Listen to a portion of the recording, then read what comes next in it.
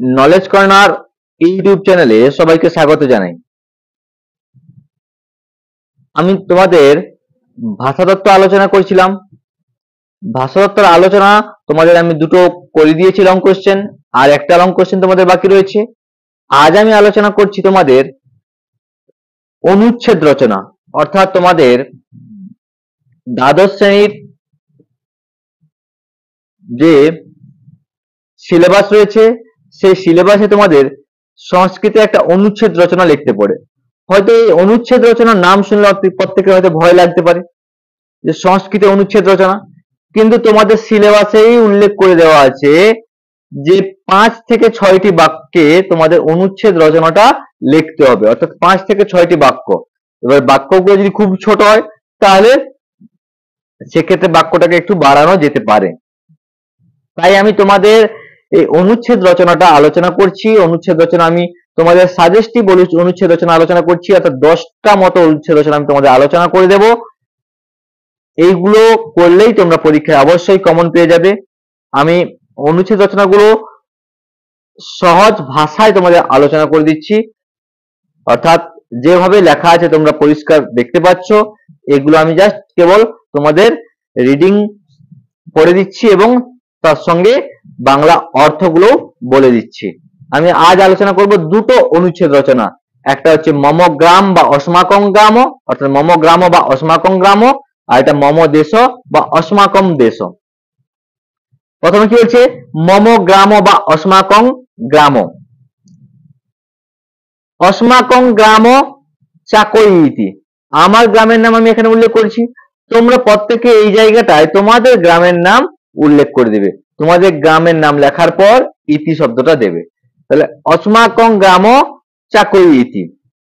অয়ং গ্রাম নাতি দীর্ঘ নাতি ক্ষুদ্রশ্চ। তাহলে কি বলবো, আমাদের গ্রামের নাম চাকই। অয়ং গ্রাম মানে এই গ্রাম, নাতি দীর্ঘ অর্থাৎ অতি দীর্ঘ নয়, নাতি ক্ষুদ্রশ্চ আবার অতি ছোটও নয়, মানে অতি দীর্ঘও নয়, অতি বড়ও নয়, অতি ছোটও নয়। অস্মাকং গ্রাম এক আদর্শ গ্রাম ইতি বক্তুং শক্যতে, অর্থাৎ আমাদের গ্রাম একটি আদর্শ গ্রাম এটা বলা যায়। গ্রামং নিকষা নদী প্রবহতি, গ্রামের কাছ দিয়ে নদী বয়ে যাচ্ছে। গ্রাম বৃক্ষ শোভিতা ভবতি, গ্রাম গাছ দ্বারা শোভিত রয়েছে। গ্রামস্য মধ্যে এক বিদ্যালয় সন্তি, গ্রামের মাঝে একটি বিদ্যালয় রয়েছে। সর্বে গ্রামবাসীন মিত্রতা ভাবাপন্না ভূত্তা তিষ্ঠন্তি, সমস্ত গ্রামবাসীরা বন্ধুত্বপূর্ণ ভাবে বসবাস করে। গ্রামবাসীনার মধ্যে অধিকতরা কর্ষকা, গ্রামবাসীদের মধ্যে অধিকাংশ মানুষই কৃষক।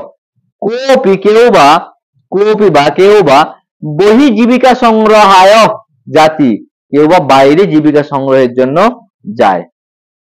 সর্বে জনা বিপদী মিলিত রূপেণ সমাধানং কুর্বন্তি, সমস্ত মানুষেরা বিপদে মিলেমিশে সমাধান করে।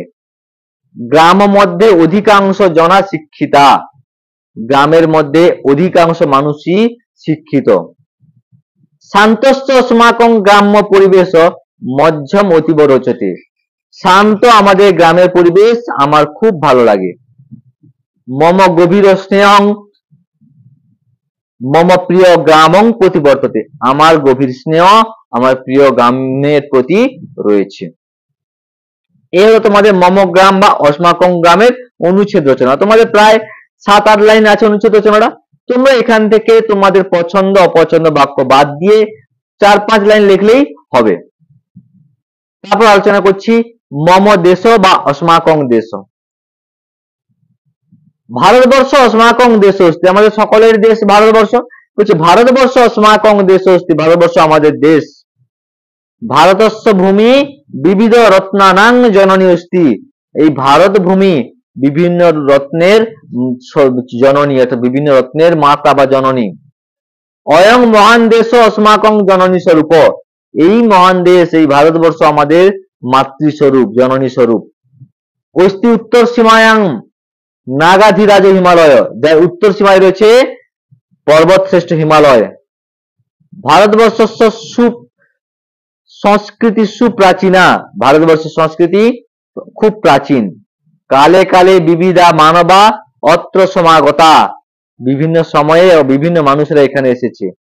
বিশালে ভারতবর্ষে বিরাজতে বহুনাং ধর্মানাং জাতিনাং, বিশালে ভারতবর্ষে বিভিন্ন ধর্ম জাতিনাং সর্বাসাং মতানাং চ সমাবেশ, সমস্ত সকলের মতের সমাবেশ রয়েছে। প্রকৃতিওপি অত্র বৈচিত্র্যশালিনী, প্রকৃতিও যেন এখানে অত্যন্ত বৈচিত্র্যপূর্ণ। পর্বত সাগর বনানী মরু সমতলানাম অত্র অপূর্ব বৈচিত্র্যং বিদ্যতে, পর্বত সাগর বন মরুভূমি সমতল এর অত্যন্ত অপূর্ব সৌন্দর্য দেখা যায়।